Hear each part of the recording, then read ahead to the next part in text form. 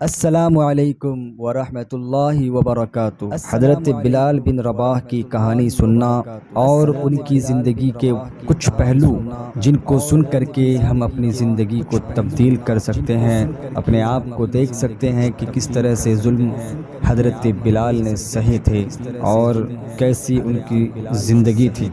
عقیدے کی حفاظت کے لیے جد و جہد کی تاریخ میں اللہ کے رسول کے مؤذن حضرت بلال بن رباح رضی اللہ عنہ کی کہانی سب سے الگ ہے۔ ان کی کہانی جد و جہد کی ایسی کہانی ہے جسے دہرانے سے زمانہ کبھی نہیں تھکے گا اور نہ کان اسے سنتے سنتے اکتائیں گے۔ حضرت بلال سرات نامی محلے میں ہجرت سے 43 سال پہلے اپنے ابا رباح اور اپنی ماں حمامہ کے گھر پیدا ہوئے۔ ان کی ماں مکے کی ایک کالی لونڈی تھی۔ کچھ لوگ انہیں اسی وجہ سے ابن سودا کہہ کر پکارا کرتے تھے۔ وہ مکے میں پلے بڑھے۔ وہ بنو عبددار کے غلام یتیموں میں سے ایک تھے جنہیں ان کے سرپرستوں نے مشرکوں کے ایک سردار امیہ بن خلف کے ذمے کر دیا۔ جب مکے میں اسلام کی کرن پھوٹی اور رسول اللہ صلی اللہ علیہ وسلم نے توحید کی آواز لگائی تو حضرت بلال نے ذرا بھی دیر نہ کرتے ہوئے اسلام قبول کر لیا اور اپنا نام سب سے پہلے اسلام قبول کرنے والوں کی لسٹ میں بہت اوپر درج کروا لیا۔ ان سے پہلے صرف 9 آدمیوں نے اسلام قبول کیا تھا۔ اسلام کو اپنانے کے نتیجے میں ان کو جو تکلیفیں دی گئیں، جو پریشانیاں دی گئیں، وہ اتنی دی گئیں جتنی کسی اور کو نہیں دی گئیں، مگر انہوں نے اور انہی جیسے دوسرے کمزور طرح کے ساتھیوں نے جس طرح سے برداشت کر کے اپنے آپ کو ظاہر کیا اتنا کسی نے نہیں ہونے دیا۔ محمد صلی اللہ علیہ وسلم کی پیروی کرنے کا ساہس دکھائے گا، اسے دوسروں کے لیے نمونہ بنا دیا جائے گا۔ حضرت بلال اور ان جیسے دوسرے کمزور اور بے سہارا مسلمانوں کو سزا دینے کے لیے قریش کی ایک بہت بڑی ظالم جماعت تیار ہو گئی جس کا سرغنہ ابو جہل تھا۔ اس نے ایک دن حضرت سمیہ کو بدی گالیاں دینا شروع کر دی۔ پھر جب گالیاں دے کر جی نہیں بھرا تو طاقت سے معصوم حضرت سمیہ کی شرمگاہ میں بھالا مارا کہ پیٹھ ہوتا ہوا باہر نکل گیا۔ اس پرکار سمیہ اسلامی تاریخ کی سب سے پہلے شہید ہونے والی عورت بن گئی۔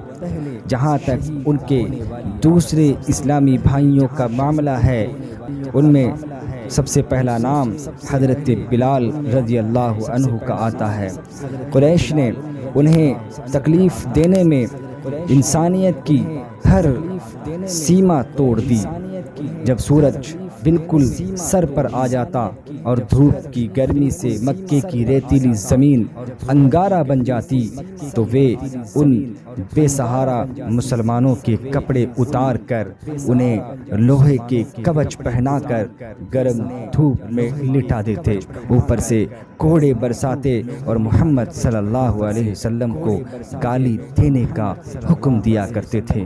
جب درد ان کی برداشت سے باہر ہو جاتا تو وہ کفر کرنے والوں کی منشا کے انوسار ان اوپری من سے کچھ گالیاں دے بھی دیتے تھے، حالانکہ ان کا دل اللہ اور اس کے رسول میں لگا رہتا تھا، لیکن حضرت بلال رضی اللہ عنہ کو اتنا بھی کرنا گوارا نہیں ہوتا تھا۔ انہیں جو تکلیف دینے کا ٹھیکہ امیہ بن خلف اور اس کے بچے لیے ہوئے تھے، وہ حضرت بلال پر جتنے کوڑے برساتے اتنی ہی بار ان کی زبان سے احد احد اللہ ایک ہے، اللہ ایک ہے کا نعرہ بلند ہوتا تھا۔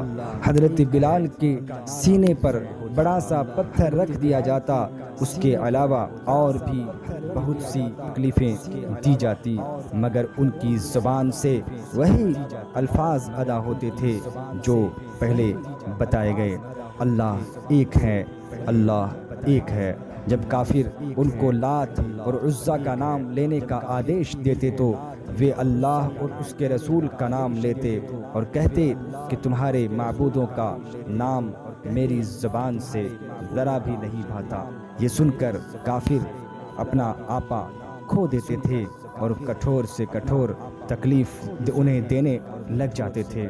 جب ظالم امیہ بن خلف حضرت بلال رضی اللہ عنہ کو سزا دیتے دیتے تھک جاتا تو ایک مضبوط رسی سے ان کا گلا باندھ کر بدماش بچوں کے حوالے کر دیتا تھا اور حکم دیتا تھا کہ حضرت بلال کو مکے کی پہاڑیوں اور محلوں میں گھسیٹتے پھریں۔ اس حالت میں بھی حضرت بلال کی زبان پر وہی ترانہ ہوتا تھا، احد احد، اللہ ایک ہے، اللہ ایک ہے۔ حضرت بلال کو دی جانے والی سزاؤں کو دیکھ کر حضرت ابو بکر رضی اللہ عنہ کا دل پسیج گیا اور انہوں نے بلال کو خرید کر آزاد کر دینے کا من بنا لیا۔